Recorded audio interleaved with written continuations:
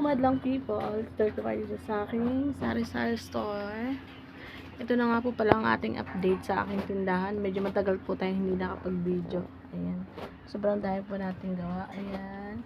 Ito nga po pala yung aking pinagawang sabitan. Siya po ay bakal po siya. Ayan. Para naman po, kasi po wala tayong masyadong space. Kaya ayan. Diyan ko po sinabit yung ating mga sabon, shampoo. Tapos, ito po yung iba sa may pintuan. Kasi wala po tayong masyadong space. So, ayan po yung aking mga stock na iba. Bali po, dalawa po yung ating ref. Ayan.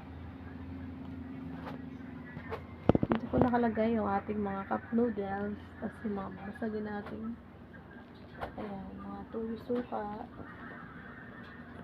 Kasi ito po sa pangalawang layer ang ating dilata. Meron din po tayong mga gulaman, SIM card. Ayan.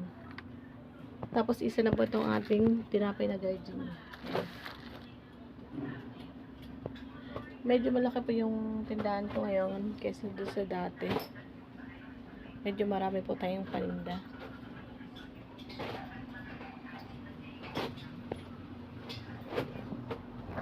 Ito po sa baba yung ating mga noodles, pancit canton.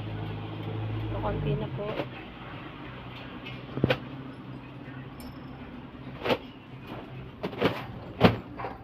Ayan po. Dito po sa ilalim, ito yung ating mga stock ng alak. Ayan. Medyo marami po tayong alak ngayon. Tapos dito yung ating mga... Ayan, sobrang gulo po. Hindi ko po naayos. Mga sabon.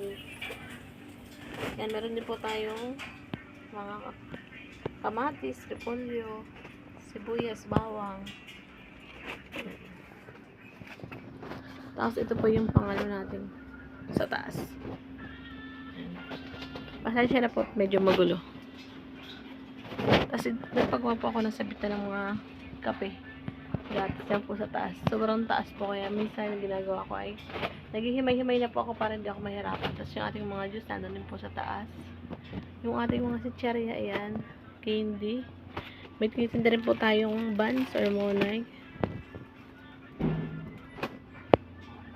Dito ko po inilalagay iba kasi sobrang taas ng sabitan ko.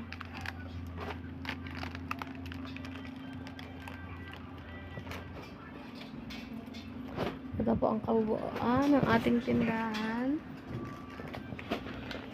Ayan.